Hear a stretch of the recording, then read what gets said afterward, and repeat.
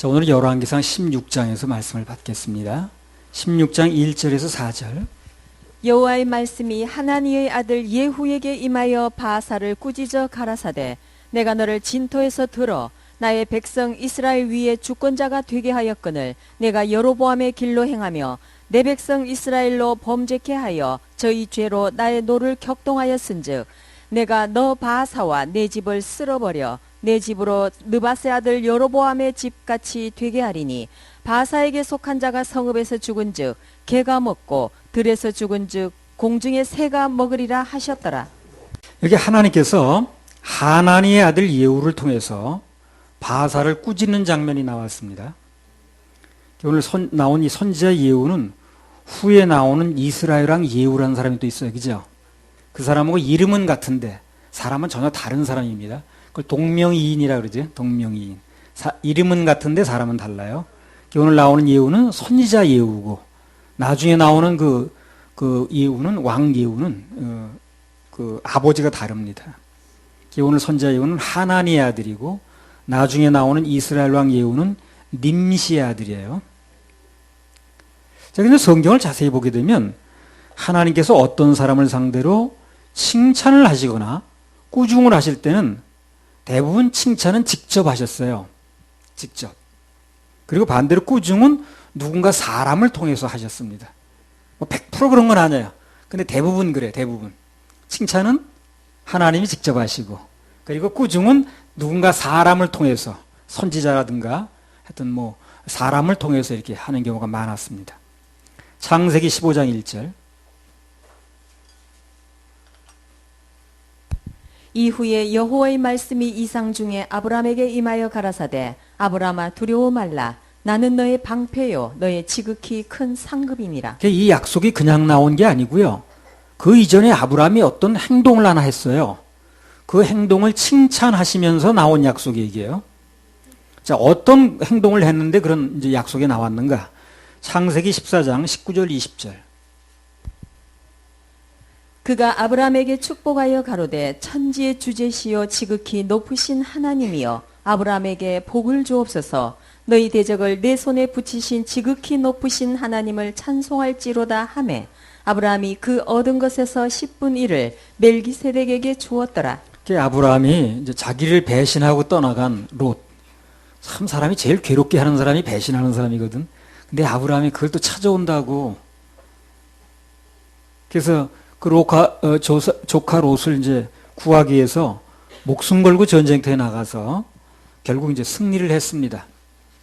그래서 이제 전리품이 생겼거든요. 그 얻은 수입, 그 전리품이 수입이니까 그 수입의 10분의 1을 하나님께 드리는 거예요. 아브라함이. 이게 성경에 기록된 최초의 11조입니다. 이때가 율법이 있기 전에 약 400년 전 일이에요.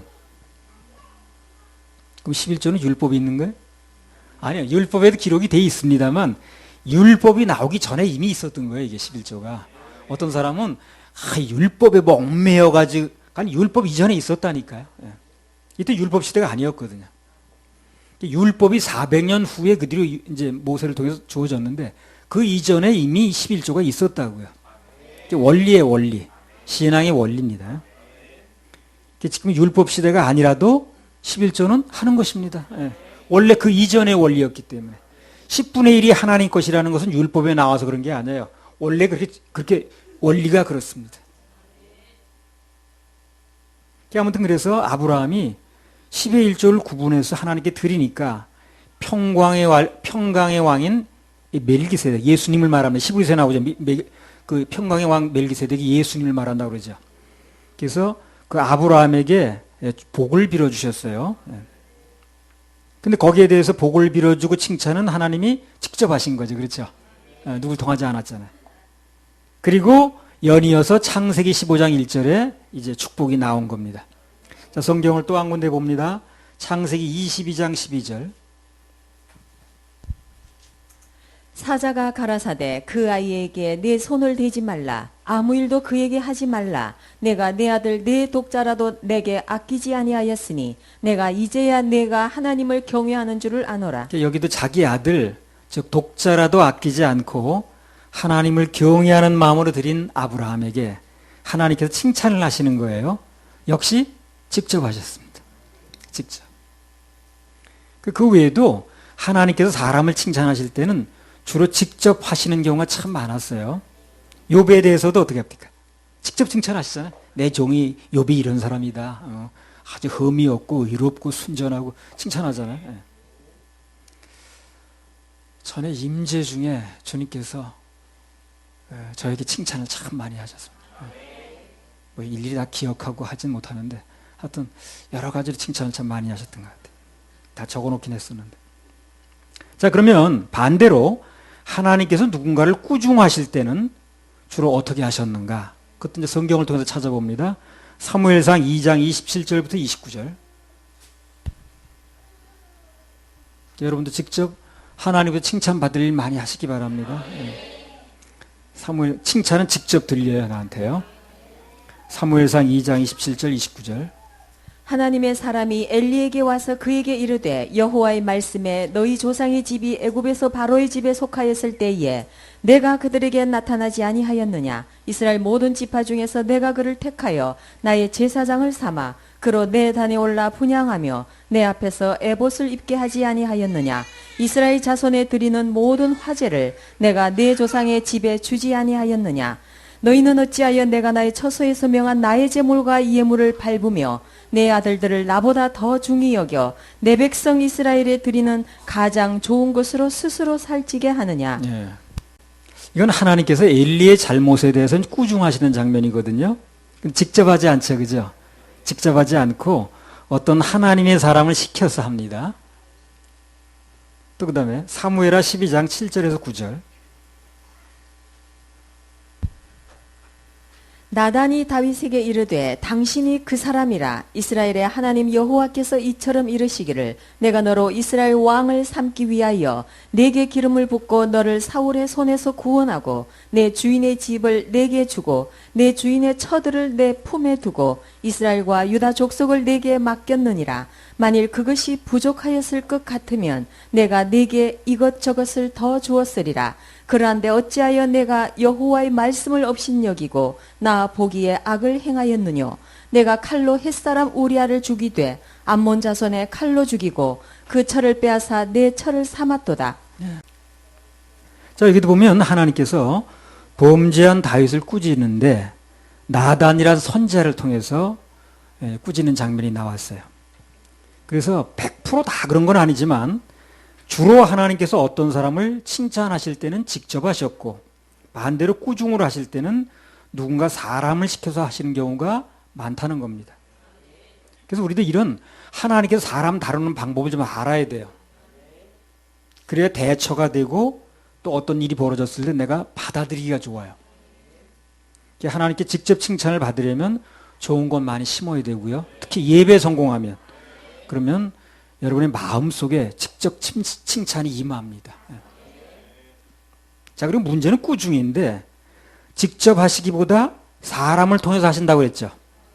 그래서 뭔가 잘못을 했을 때 지도자나 또는 인도자를 통해서 꾸중을 들을 때는 그것을 사람의 말로 들으면 안 된다는 거예요. 꾸중은 대부분 사람을 통해서 하니까. 그래서 무슨 꾸중, 저 사람은 나를 왜 꾸중하는, 그 사람 말이 아니라는 걸 알아야 돼요. 그 사람이 무슨 감정이 있다고 저는 자꾸 모르겠어요. 그게 아니고 꾸중을 하는 방법은 사람을 통해서 하시는 거예요. 그러니까 그 사람을 통해서 했다 할지라도 하나님의 음성으로 받을 줄 알아야 된다는 얘기를 하는 거예요. 이게 뭔가 잘못하면 지도자나 인도자를 통해서 질책도 들어가고 지적도 하고 꾸중도 하죠. 근데 그걸 사람의 말로 받아가지고 시험 들 게 아니라는 거예요. 왜? 하나님께서는 누군가를 책망하실 때는 주로 사람을 통해서 하시니까. 책망은 사람을 통해서 하시는 하나님의 음성으로 받아들일 필요가 있다는 거예요. 그래야 변화가 빨리 와요. 그렇게 받아들이면 변화가 굉장히 빨리 옵니다. 근데 꾸중이 사람을 통해서 한다고 그래서 그걸 사람 음성으로 들어버리면 감정만 상합니다. 그리고 변화가 없어요. 기분 나쁜데 무슨 변화가 와? 그걸 받아줘야 변화가 오는 건데 기분 나쁘니까 거부하죠. 그 변화가 없는 거예요. 꾸중을 하나님의 음성으로 들을 때 진정한 변화와 더불어 또한 열매가 맺힙니다. 꾸중은 반드시 하나님 음성으로 들으시기 바랍니다. 그럼 듣는 만큼 나한테 변화가 와요. 근데 사람 음성으로 들어버리면 감정만 상하고 전혀 유익이 없습니다.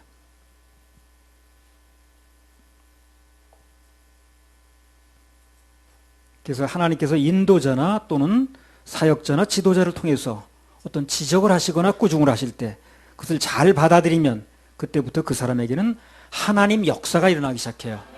왜 그럴까요? 하나님께서 직접 말씀하시는 것 같은 거니까 그게. 하나님께서 직접 말씀하시는 것 같은 거예요. 아까 어떤 선지자가 또 나단을 통해서 말했다 할지라도 그게 나단의 말이 아니죠. 그죠? 하나님께서 하신 말씀을 전해주는 것 뿐이잖아요. 받아들이면 역사가 일어나는 거예요. 그게. 근데 대부분 그걸 사람 말로 받아버리니까 받질 못해. 그래서 하나님의 어떤 해주고자 하는 말씀을 그 사람을 통해서 변화시켜서 열매를 맺어주고자 하는데 그걸 그 사람 자기 걸 못 만드는 거예요. 에베소 5장 11절 13절. 오늘 굉장히 중요한 얘기라는 겁니다. 그렇죠? 에베소 5장 12절 13절.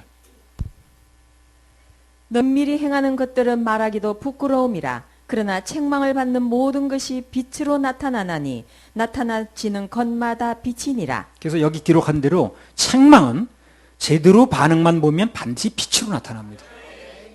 어두운 면을 책망을 해주는 건데 받아만 들이면 그럼 하나님의 음성으로 들으면 역사가 일어나서 밝게 변한다는 거예요. 빛으로. 책망을 받을 당시에는 분명히 그 사람의 약하고 부족한 면이 있었기 때문에 얘기를 한 건데 그래서 잘만 받아들이면 그 책망을 받았던 그 부분이 오히려 장점으로 되기 시작한다는 거예요. 이 사람이. 강점으로 되기 시작한다는 거예요. 수지 맞는 거죠. 수지 맞는 거죠. 완전히 반대 현상이 일어났으니까. 그런가 안 그런가 한번 두고 보시면 압니다. 틀림없습니다. 나도 어떤 그 인도자가 나를 인도하실 때 내 그 책망을 받아들이니까 내게 강점으로 나타나더라고요. 나중에. 받을 당시에는 약점이었는데. 그래서 하나님께서 누군가 인도자나 또는 지도자를 통해서 나를 책망하실 때 그걸 가지고 뭐 실망을 한다라든가 낙심을 한다라든가 섭섭하게 생각한다라든가 이를 악문다라든가 그럴 필요가 없다는 거예요. 전혀 그럴 필요가 없습니다. 오히려 그것을 적극적으로 받아들여서 자기 발전의 기회로 삼으면 유리합니다. 그래서 방금 에베소 5장에 나온 말씀대로 책망받았던 것들이 오히려 빛으로 나타나요. 정반대로 되는 거예요. 어두웠던 게. 어두움과 빛은 반대잖아요. 그죠? 베드로전서 5장에 보면 겸손한 자에게 은혜가 임한다고 그랬습니다. 그럼 그가 겸손한 상태라는 걸 뭘 가지고 하냐는 거예요. 책망을 해보면 알아요. 그 사람이 아무리 겸손하다고 그러고 고개를 숙이고 내내 해도 책망을 해보면 그 사람이 겸손한 상태인가 아닌가 금방 합니다. 그 자기 중심이 드러날 수밖에 없는 거예요. 속에 있는 걸 휘적거려 놓은 거니까. 책망을 받아내는 상태가 가장 겸손한 상태라. 책망을 받아내는 사람은 겸손한 상태이기 때문에 그래서 그 사람의 각종 은혜가 임한다는 거예요. 겸손한 사람에게 은혜가 임한다고 그랬죠. 누가 겸손하다고 그랬어요? 책망을 받는 사람이. 책망을 잘 받아내면 겸손한 상태이기 때문에 은혜가 임하는 거예요. 그 은혜가 임하는 중에 뭐 아까 얘기했잖아요. 빛으로 나타나고 단점이 장점으로 고쳐지고 그게 다 은혜가 오는 거예요. 그게. 책망을 받아내는 사람은 겸손한 상태이기 때문에 그래서 그 사람에게 각종 은혜가 임한다는 거예요. 변화가 나타나고 성장이 되어지고 성숙되어지고 각종 좋은 열매들이 나타납니다. 할렐루야. 그렇게 하실 하나님께 박수 올려드려요. 자, 그 다음에요. 열왕기상 16장 1절에서 4절. 여호와의 말씀이 하나니의 아들 예후에게 임하여 바사를 꾸짖어 가라사대 내가 너를 진토에서 들어 나의 백성 이스라엘 위에 주권자가 되게 하였거늘 내가 여로보암의 길로 행하며 내 백성 이스라엘로 범죄케 하여 저희 죄로 나의 노를 격동하였은즉 내가 너 바사와 내 집을 쓸어버려 내 집으로 느바세 아들 여로보암의 집같이 되게 하리니 바사에게 속한 자가 성읍에서 죽은즉 개가 먹고 들에서 죽은즉 공중의 새가 먹으리라 하셨더라. 자, 이 말씀은 간단히 말해서 하나님께서 아주 미천한 위치에 있던 바사란 인물을 들어올려서 그를 나라의 최고 지도자까지 올려주셨다는 거예요. 모든 걸 주셨다는 겁니다. 그런데 어찌해서 그런 것을 허락하신 하나님께 감사한 마음을 품지 않고 하나님을 오히려 대적하고 우상을 섬기는 죄를 지었냐는 거예요.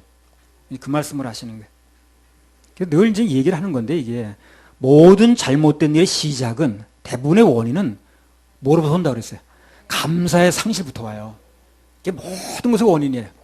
모든 잘못된 길로 나가는 그 시초가 다 뭐 어디서 시작되냐면 감사를 잃어버리면서부터, 감사의 상실로부터 옵니다. 뭐 인간관계가 됐든 부부관계가 됐든 간에 또 어떤 관계가 됐든 간에 결말은 그렇게 엄청나게 나는데 시작은 그거예요. 시작은 하나님과 우리 사이 타락하는 것도 마찬가지.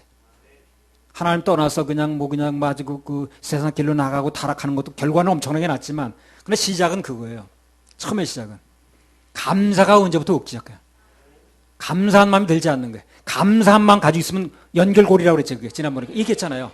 감사한 마음 가지고 있으면 연결고리가 돼요. 잘 걸고 넘어지는데, 걸려 있는데 그 감사가 약해지면 고리가 없는 거예요. 그래서 모든 잘못된 일의 대부분의 원인은 감사의 상실에서 온다는 거예요. 감사가 상실되면 이 헐렁해지기 때문에 모든 게 무너집니다. 그래서 늘 우리는 무슨 마음을 가지는 게 중요한 거예요. 어떻게 해서든지 감사한 마음을 잃지 않는 게 중요한 거예요. 반대로 어떤 경우가 됐든 간에 감사한 마음만 있으면 다 이겨나갈 수 있습니다. 누구에게는 공통적으로 그래요. 감사한 마음이 있으면 힘이 나요. 그리고 고리가 튼튼해지니까 잘 빗나가지 않습니다. 하나님과 우리 사이도 마찬가지. 이걸 단순히 지식으로 하는 게 중요한 게 아니고 자꾸 듣고 적용을 해서 내 몸에 배게 해야 돼요. 그래야 실생활에도 적용을 할 수가 있어요. 안 그러면 머리는 하겠는데 실생활에 적용이 안 되는 거예요. 듣고 적용하라고 하나님께서 이 말씀을 자꾸 반복해서 말씀하시는 겁니다. 열왕기상 14장 7절에서 10절. 가서 여로보암에게 고하라. 이스라엘 하나님 여호와의 말씀이 내가 너를 백성 중에서 들어 내 백성 이스라엘의 주권자가 되게 하고 나라를 다윗의 집에서 찢어내어 내게 주었거늘 너는 내 종 다윗이 나의 명령을 지켜 전심으로 나를 좇으며 나 보기에 정직한 일만 행하였음과 같지 아니하고 너의 이전 사람들보다도 악을 행하고 가서 너를 위하여 다른 신을 만들며 우상을 부어 만들어 나의 노를 격발하고 나를 내 등 뒤에 버렸도다. 그러므로 내가 여로보암의 집에 재앙을 내려 여로보암에게 속한 사내는 이스라엘 가운데 매인자나 노인자나 다 끊어버리되 거름을 쓸어버림 같이 여로보암의 집을 말갛게 쓸어버릴지라. 여기 여로보암도 마찬가지입니다. 평범한 백성의 위치일 때, 그리고 솔로몬의 무슨 이렇게 시종으로 있을 때 하나님께서 올리셔서 그를 북왕국 이스라엘의 초대 왕자리까지 하게 하셨는데 어째서 그걸 모르고 감사한 줄 모르고 하나님의 은혜를 모르고 하나님을 반역하고 나를 버렸느냐, 이제 얘기를 하시는 거거든요. 원인이 마찬가지죠. 최초의 감사한 마음이 없으면서부터 문제가 생긴 거죠. 나중에 결과는 엄청났지만. 그래서 하나님께서도 감사하지 않는 여로보암에게 재앙을 내려서 그에게 속한 사내는 다 끊어버리되 거름을 쓸어버린 같이 하겠다, 그렇게 말씀하셨어요. 자, 그렇게 놓고 오늘 본문 열왕기상 16장 1절 4절을 다시 한번 읽어봅니다.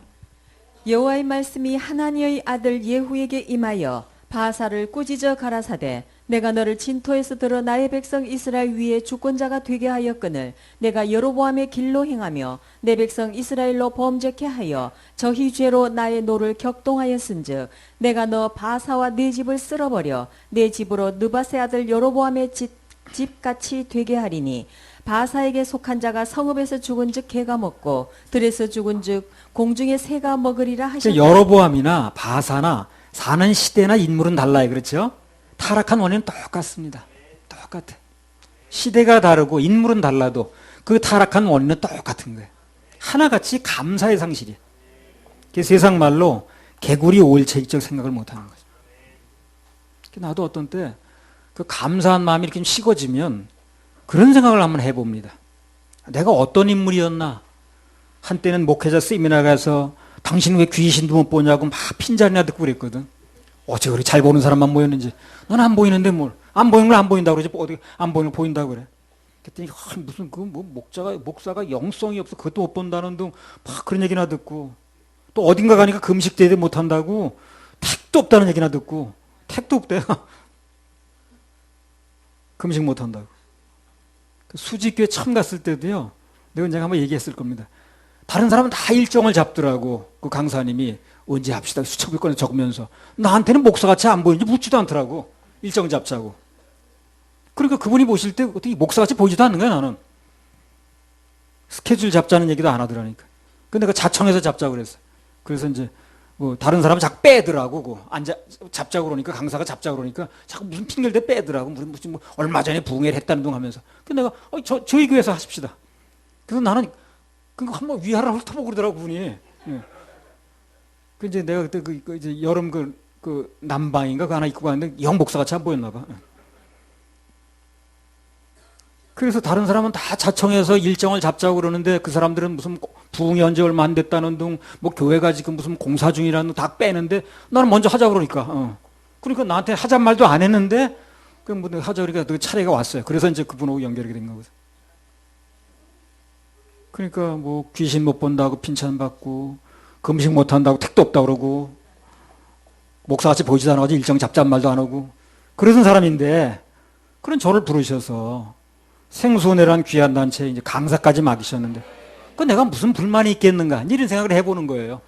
감사가 좀 식으면. 그 생각을 또 하게 되면 감사한 마음이 또 일어나더라고 내 마음속에. 견딜 힘도 생기고. 아무튼 모든 범죄의 잘못됨의 밑바탕에는 감사의 상실이 있는 거예요. 어떻게 해서 감사를 살려야 돼. 그래서 무슨 생각을 해서라도 무슨 제목을 붙여서라도 감사를 찾아내야 됩니다. 내가 살기 위해서는. 그리고 감사는 실력인 거예요. 그래서 실력 없는 사람 찾지 못해. 열왕기상 16장 3절 4절. 내가 너 바사와 네 집을 쓸어버려 내 집으로 느바세 아들 여로보암의 집같이 되게 하리니 바사에게 속한 자가 성읍에서 죽은즉 개가 먹고 들에서 죽은즉 공중의 새가 먹으리라 하셨더라. 그래서 오늘 하나님께서 그런 감사를 상실한 바사의 집에서 왕자리를 도로 뺏어 가시겠다는 거예요. 그럼 뭐예요 이게? 감사를 상실하면 모든 것 뺏긴다는 거죠. 그 얘기입니다. 감사를 상실하고 원망하면 그거 가지고 있는 것마저도 뺏기는 거예요. 유지가 안 돼요. 유지가. 그래서 아내가 되었든 남편이 되었든 자식이 되었든 내가 다니던 직장이 되었든 내가 맡고 있는 사명이 되었든 뭐가 됐든지 간에 거기에 감사를 안 하고 자꾸 불만하면 어떻게 될까요? 모든 것은 도로 거둬가십니다. 우리 인간적으로 그렇잖아요. 뭔가 자꾸 줬더니 원망을 자꾸 하는 거예요. 그럼 도로 달라고 그러지 않겠어요? 그렇게 싫으면 도로 내놔라. 아니면 더 이상 안 주든가. 하나님께서 내게 허락하신 것, 그게 어떤 것이든 간에 거기에 자꾸 불평하고 원망하면 하나님께서 그것마저도 가져가십니다. 가져가신다는 거예요. 아내를 불평하면 그 아내 데려가시는 거고요. 남편을 자꾸 불평하면 그 남편 데려가시는 거예요. 그 남편이나 아내나 없는 것보다 있는 게 100번 낫습니다. 이게 내 말이 아니고요. 전에 그 이아묵이라는 그 사모가 여기 와서 몇 번 오던 사람인데 그런 얘기를 했어요. 평소에는 남편 숨 쉬는 것도 싫더래. 예. 남편이 이제 몸이 아프니까 뭐 이렇게 신음소리를 내는지 하여튼 숨 쉬는 소리도 싫었대. 자기 뭐 그렇게 말하더라고. 근데 막상 그 남편이 죽어서 없어지니까 그때부터는 공과금 수납부터, 공과금 어떻게 내냐 아직도 못했는데 공과금 수납부터 공항에 출입국 속 하는 거 다 자기가 해야 되더래. 그래서 느낀 게 이제까지 우리 남편이 한 일이 이렇게 많았구나. 그걸 느꼈다는 거예요.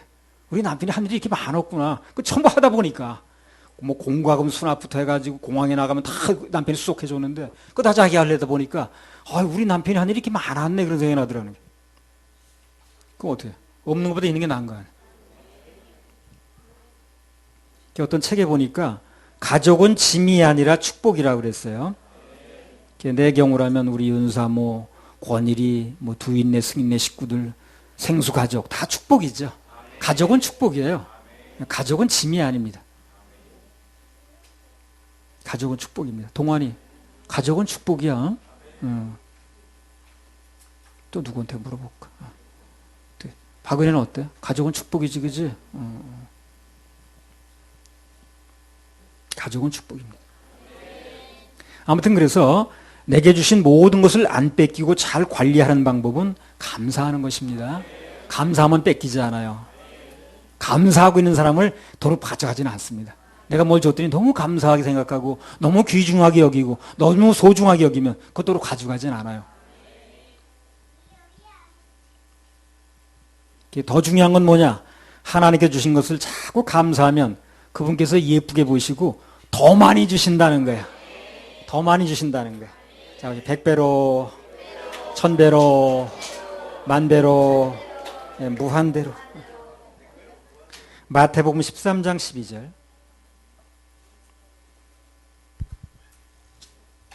무릇 있는 자는 받아 넉넉하게 되되 무릇 없는 자는 그 있는 것도 빼앗기리라. 그래서 부익부 빈익빈입니다, 이거. 그죠? 있는 사람은 점점 더 잘 돼. 필요 없다고 그래 더 주셔. 근데 없는 사람은 있는 것도 뺏겨. 그래서 있는 자는 받아 넉넉하게 되고 무릇 없는 자는 그 있는 것도 뺏긴다는 말이 그 말이에요. 부익부 빈익빈이에요. 열왕기 상하에서 또 하나의 그 중요한 핵심 중에 하나가 뭐냐면 그 예배 성공한 사람 얘기도 물론 나옵니다만 하나님께서 주신 것에 감사하지 않고 그렇게 살아갔던 인생들이 있는 것마저 뺏기고 비참하게 무너지는 모습들이 많이 나와요. 그걸 보여주는 목적도 굉장히 커요, 이게. 그래서 우리는 그들의 실패를 통해서 성공을 배우면 되는 겁니다. 실패를 성공으로. 열왕기상 16장 16절에서 19절. 진중 사람들이 시므리가 모반하여 왕을 죽였다는 말을 들은지라 그날에 이스라엘의 무리가 진에서 군대 장관 오므리로 이스라엘 왕을 삼음해 오므리가 이에 이스라엘 무리를 거느리고 깁부돈에서부터 올라와서 디르사를 에워쌌더라. 시므리가 성이 함락됨을 보고 왕궁 위소에 들어가서 왕궁에 불을 넣고 그 가운데서 죽었으니 이는 저가 여호와 보시기에 악을 행하여 범죄함을 인함이라. 저가 여로보암의 길로 행하며 그가 이스라엘로 죄를 범하게 한 그 죄 중에 행하였더라. 교훈 하나가 또 나오는데 뭐냐 하면 하나님께서 악인을 제거하실 때 어떤 방법을 쓰시느냐 하는 거예요. 이것만 우리가 알아도요, 행동이 저절로 바뀝니다. 자, 그러면 하나님께서 어떤 악인을 제거하실 때 주로 쓰시는 방법이 어떤 방법인가? 오늘 보면 하나님께서 악한 왕 엘라를 제거하시는데 또 한 명의 악한 자인 신물이라는 사람을 동원하는 거예요. 신물이라는 사람을 동원해서 그 악한 왕 엘라를 제거하시는 거예요. 그럼 그 악한 신물이를 제거하는데도 어떻게 하느냐? 또 하나의 악당인 오므리를 또 동원하는 거예요. 예. 악인은 많으니까. 선인이 부족하지, 악인은 많으니까. 하나님께서 악인을 제거하시는 방법은 뭐 선한 사람을 통해서 하시는 경우보다 또 하나의 악인을 찾아서 세워서 그를 제거하시고 그를 제거한 그 악인도 또 악인에 의해서 죽게 만드는 거예요. 악인끼리 이제 해결하게 만드는 거예요. 숫자가 많으니까. 우리는 악한 사람을 직접 제거하고 나도 제거되는 그런 일에 사용되지 않기를 기도해야 됩니다. 나는 그런 일에 사용되지 않게 해주세요. 난 누굴 제거하고 뭐 무슨 그런 일에 사용되지 않게 해주세요. 세우는 일 아니면 나는 그런 일에 그런 거 하는 사람이 따로 있으니까 나는 그런 일에 무너뜨리는 일에 누군가를 쓰러뜨리는 일에 제거하는 일에 사용되지 않게 해달라고 이렇게 기도할 필요가 있어요. 그 코스가 제거하고 나도 죽는 거니까. 그래서 그렇게 안 되려면 평소에 좋은 언행을 심어야 됩니다. 그래야 반역과 악한 일이 아닌 충성된 일에 사용될 수 있는 거예요. 잠언 16장 4절. 여호와께서 온갖 것을 그 쉬움에 적당하게 지으셨나니 악인도 악한 날에 적당하게 하셨느니라. 악인도 어떻다는 거예요? 그 악역에 적당하게 쓰일 날이 있다는 거 아니에요. 그래서 적당하게 쓰이는 날이 바 그거예요. 어떤 악인을 자기도 제거하고 자기도 또 없어지는 거예요. 그게 이제 악인 제거하는 데 쓰임 받는 거예요. 자, 이걸 바꿔 말하면 그럼 선한 사람은 선한 역에 쓰겠다는 거죠. 악인을 악역에 쓰겠다는 건 바꿔 말하면 선한 사람은 선한 것을 심은 사람은 선한 일에 쓰겠다는 거죠. 그래서 평소에 선한 일을 좋게 심는 게 좋다는 거예요. 예. 누구든 내가 선한 역할에 쓰임받기 원한다면 평소에 그 역할에 맞게 행동할 필요가 있다는 겁니다. 악한 배역에 사용이 안 되려면 평소에 잘 심어놔야 됩니다. 하나님께서는 평소에 그가 어떤 그릇으로 살았나 준비된 대로 쓰세요. 평소에 어떤 간증을 쌓고 살았나 그 간증대로 쓰신다는 거예요. 이게 뭐가 됐든 간에요. 평소 실력대로 되는 거지 어느 날 갑자기 나오는 게 아니야 그게. 야구 선수 봐요. 박강현. 어느 방향으로 공이 오든지 평소에 잡는 연습이 됐어야 되는 거지 그날 갑자기 살려고 안 되지. 갑자기 되는 게 아니야 그게. 평소에 수없이 그것을 연습을 한 거예요. 평소 실력이 운동장에서 나오는 겁니다 그게. 오늘 갑자기 나오는 게 아니야 그게. 그래서 평소에 그 사람이 어떤 실력을 쌓아놨는가 어떤 성향으로 살았는가 그 결정적인 순간에 하나님께서 그 실력 쌓아온 대로 쓰시는 거예요. 잘못하면 에라 나버리니까. 사무엘상 17장 33절 36절. 오늘 갑자기 그 사람이 나는 이렇게 살았지만 어떤 날 갑자기 나는 좋은 역에 쓴다. 그렇게 될 수가 없어요. 그렇게 시켜줘도 못해 그 사람은. 실력이 안 나오니까. 유기역수 훈련 받지도 않은 사람 갑자기 세워놔봐 되나 그게 안 되지. 평소에 훈련이 됐을 때 되는 거예요 그게.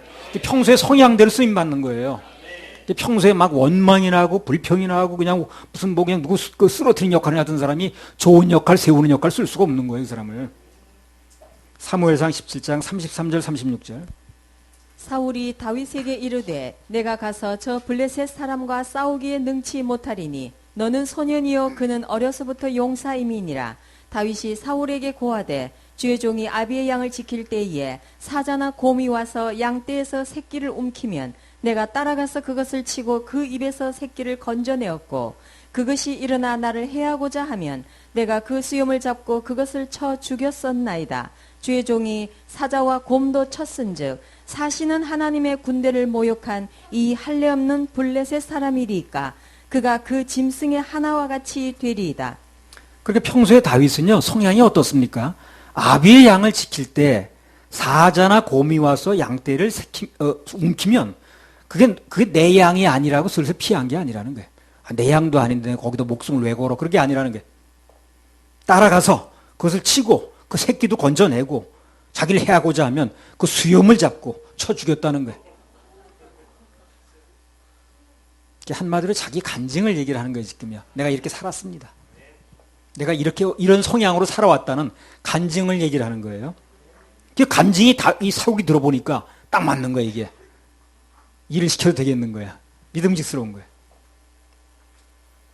다윗은 평소에 그러한 간증이 있었기 때문에 하나님께서 눈여겨보신 거예요. 하나님께서 눈여겨보셨다가 결정적인 순간에 그를 들어 올리는 겁니다. 지금. 운이 좋아서 그렇게 된 게 아니에요. 어쩌다 운이 좋아서 하나 걸려든 게 아니에요. 평소에 그렇게 싸운 거예요 이 사람이.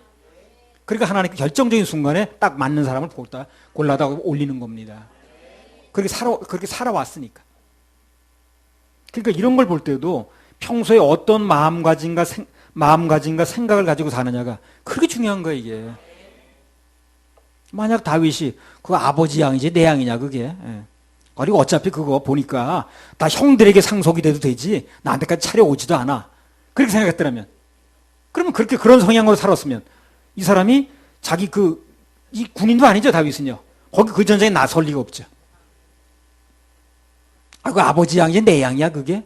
그리고 형들한테 상속되지 나한테 오지도 않아 그거. 왕 되는 자리 자기 부르지도 않았으니까. 그런데 내가 뭘 그렇게 힘을 쓰냐 그런 마음으로 살았더라면 오늘 골리앗과 싸움에서 나설 필요도 없는 거야 이 사람이. 자기는 정식 군인도 아닌데 뭘. 그냥 아버지 시험 물어본 거예요 지금. 그렇죠? 시험 물어본 거죠. 싸워야 될 군인들도 가만히 있는데 정식 군인도 가만히 있는데 왜 내가 나서서 그래? 그러나 다윗은 전혀 그런 거 따지지 않았습니다. 그런 거 개의치 않았어요. 왜 이제까지 자기는 그렇게 산 게 아니에요. 자기는 그렇게 살아오지 않았으니까. 뭐 내 일이냐 네 일이냐 무슨 내 거냐 네 거냐 무슨 뭐 내 것도 아닌데 무슨 뭐 아버지 건데 무슨 뭐 형들한테 다 갈 건데 이렇게 따져 살아오지 않은 거야 이 사람은. 그러니까 이것도 내 싸움이냐 아니냐 괜히 내가 목숨 왜 거냐 이렇게 따지지 않는 거예요. 자기는 그렇게 살아온 게 아닌 거예요 지금. 모든 것은 평소의 실력과 성향이 그대로 나오는 겁니다. 이게. 평소의 실력이 성향이 그렇지 않았으면 이 사람 거기 나설 리가 없죠. 그 사람은 자기가 왜 나서 그래. 거기 장군들도 있고 정식 군인도 많은데 왜 내가 심부름 온 내가 나서나 그래. 난 군인도 아닌데. 그러나 다윗은 그렇게 산 게 아니야 이제까지. 난 그렇게 살아오지 않았다는 게. 뭐 내 거냐 네 거냐 내가 무슨 그 의무가 있냐 없냐 이권이 있는 거면 이렇게 따지지 않았다는 거야. 아버지 양이든 말도 안 따졌다. 자기는 안 따졌다. 그러니까 하나님께서 그렇게 사는 모습을 본 거예요. 그가 그렇게 살아오는 모습을. 그러니까 모든 건 뭡니까 지금? 평소 실력이라니까. 평소 실력. 평소 실력. 그리고 어느 날 그걸 갑자기 하려고 그러니까 우왕좌왕 제대로 안 되는 거예요. 기회가 와도 야구선수로 말하면 에러가 오는 거예요. 에러가 나오는 거예요. 공이 갑자기 오니까. 여기 청소년들을 내가 이제 가끔 그 예배드린 태도를 지적하죠.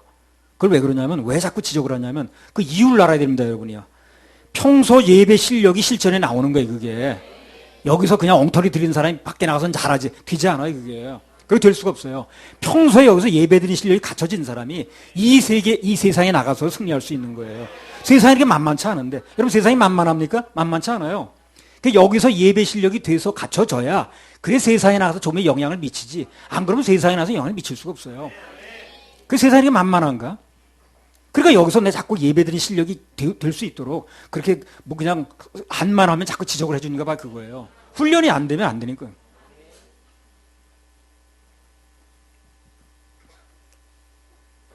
아이 나는 뭐 세상에 나서는 잘할 거야. 세상이 이렇게 만만하지 않습니다. 아무튼 준비만 되면 하나님께서 절대 그냥 내버려 두지 않습니다. 어떤 형태로든 쓰시는 거예요. 일자리는 많아요. 하나님 안에서는 실업자가 없어요. 근데 그 사람이 준비되어 있지가 않는 거야. 그래서 쓸 수가 없는 거예요. 거기다 공을 주면 에러하게 생겼으니까. 결국은 성향이 다윗이 그렇게 돼 있기 때문에 그 평소에는 누가 알아준 것 같지도 않았는데 결국은 그 성향 때문에 갑자기 수직 상승하는 어느 날. 갑자기. 그래서 심는 대로 거두리라.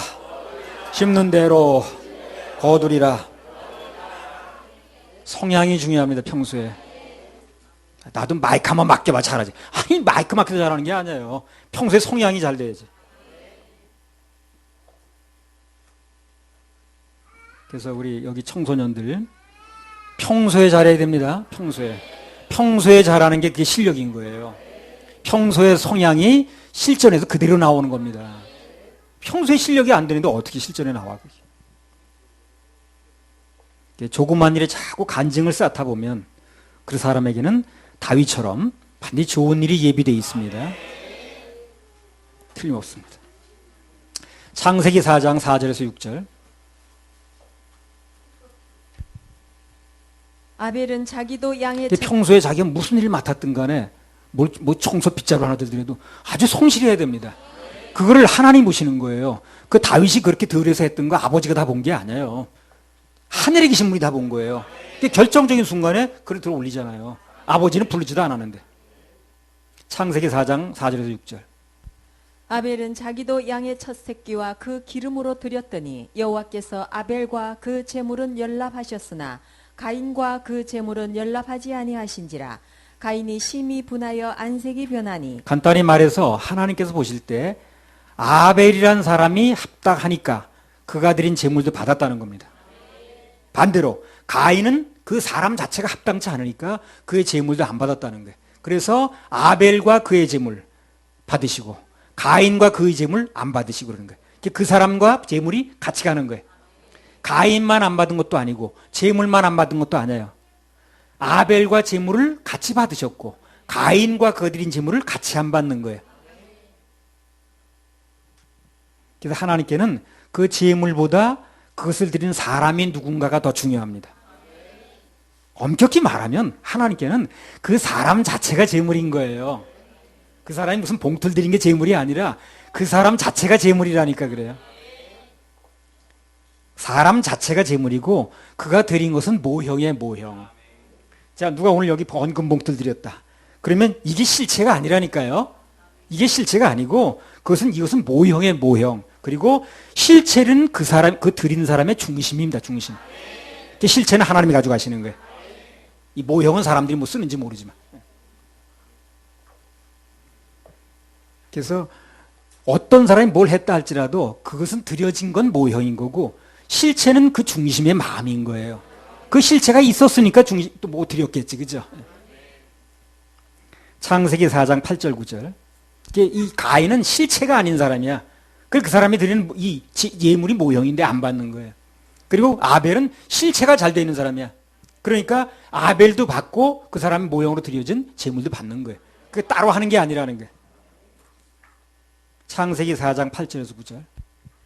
가인이 그 아우 아벨에게 고하니라. 그 후 그들이 들에 있을 때에 가인이 그 아우 아벨을 쳐 죽이니라. 여호와께서 가인에게 이르시되 내 아우 아벨이 어디 있느냐? 그가 가로되 내가 알지 못하나이다. 내가 내 아우를 지키는 자니이까. 저는 가인의 입장에서 볼 때 하나님께서 자기 제물을 안 받으셨다는 거예요. 그럼 그 이유를 알아봐야 되는 거예요. 왜 내 건 안 받으시는가? 한번 알아봐야지 그걸. 그잖아요? 안 되는 건 안 되는 이유가 있는 건데 왜 나는 제물을 드렸는데 안 받으시는 거야? 그럼 알아봐야 될 거 아닌가 이유를. 근데 가인은 그렇게 생각하는 게 아니야. 아벨만 없애면 된다고 생각하는 거야. 아벨만 없애면 되는 거야. 뭐든지 생각의 복을 받아야 돼. 생각의 복을 받아야 그래야 거기서 제대로 된 행동과 말도 나오는 겁니다. 생각이 잘못됐는데 말이 제대로 나올 리가 없어요. 생각이 잘못됐는데 행동이 제대로 나올 리가 없다. 그 행동과 말이 생각이 통제를 받는 건데. 그렇잖아요? 창세기 4장 9절. 여호와께서 가인에게 이르시되 내 아우 아벨이 어디 있느냐? 그가 가로되 내가 알지 못하나이다. 내가 내 아우를 지키는 자니이까. 자, 여기 가인이 말하는 거 한번 들어보세요. 형이 동생 좀 지켜주면 안 되는 거예요? 그렇지? 다윗은 자기 일이 아니래도 목숨 걸고 아까 나왔는데. 그러니까 가인은 평소에 성향 자체가 그런 사람이에요. 그러니까 받을 수가 없는 거예요. 그래서 가인 자체가 안 받아들이니까 재물은 당연히 안 받아들이는 거예요. 더 정확히 말하면 받으실 수가 없는 겁니다. 그래서 뭘 하려고 하기에 앞서서 뭐가 되는 게 중요한 거야. 그릇이 중요하다는 얘기라는 거예요. 이게 뭐가 되지도 않았는데 자꾸 뭘 하려고 하니까 너무 힘이 든 거예요. 그게 진도가 안 나가고. 그릇만 대봐요. 거기 붓는 건 순식간에 붓지. 그렇죠? 그릇 만드는 데는 뭐 흙을 빚고 빚고 뭐 불에다 굽고 무슨 뭐 거기다 뭘 칠하고 말리고 시간이 많이 걸리죠. 근데 다 만들어진 그릇에다가 뭘 붓는 건 그만 붓죠. 국자 두 국자 보면 부어지는 거 아니에요? 밥 담는 것도 금방 담아지고. 그러니까 좋은 일에 쓰임 받으려면 좋은 성향과 그릇으로 만들어지는 게 중요하지. 쓰임 받는 건 속해야 합니다. 오늘 갑자기 열왕기상 16장 18절.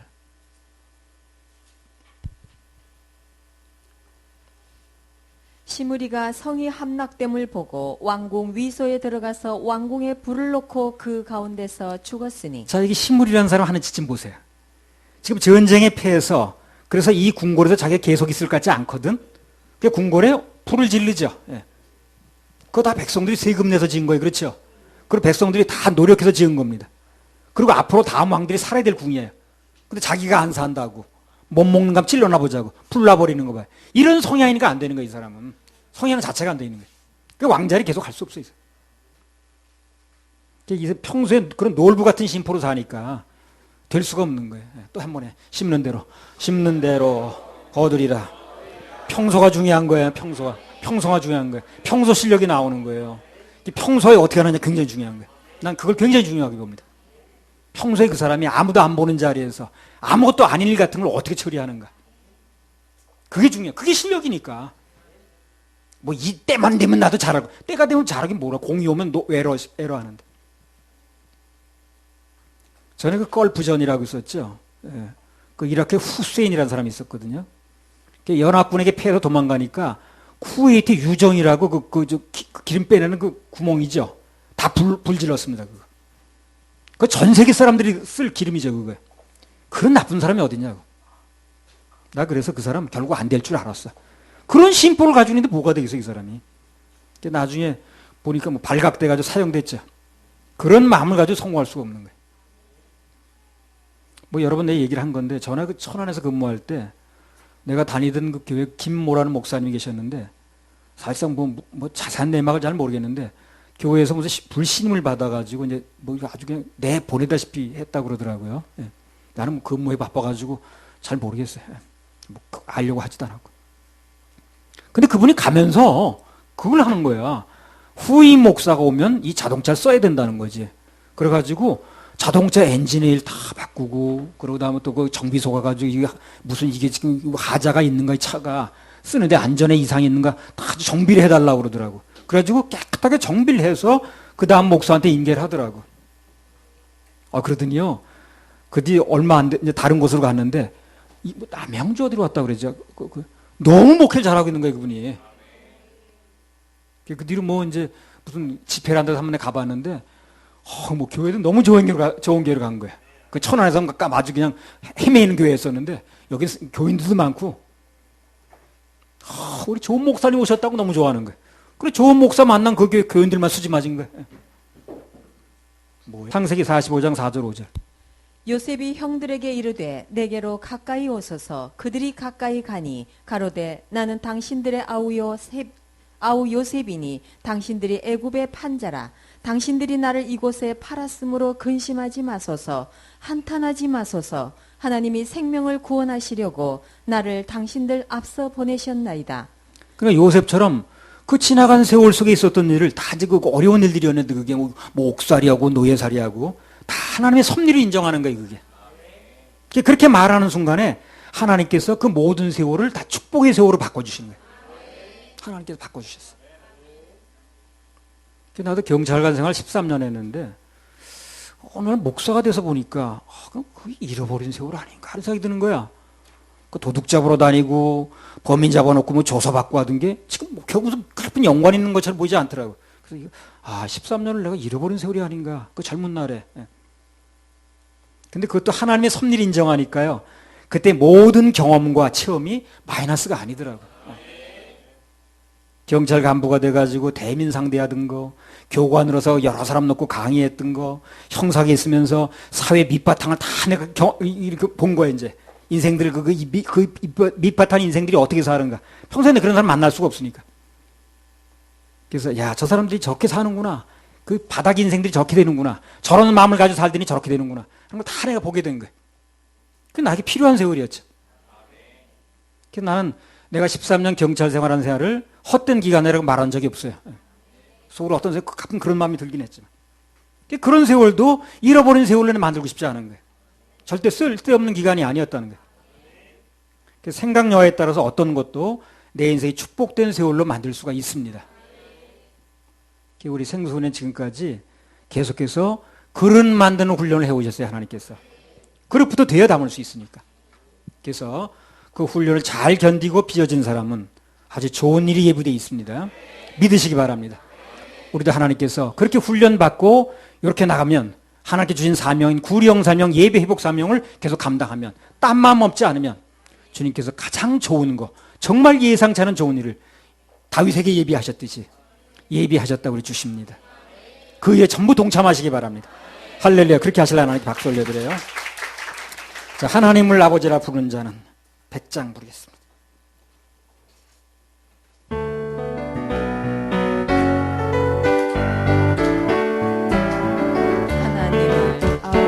하나님을 아버지라 부르는 자는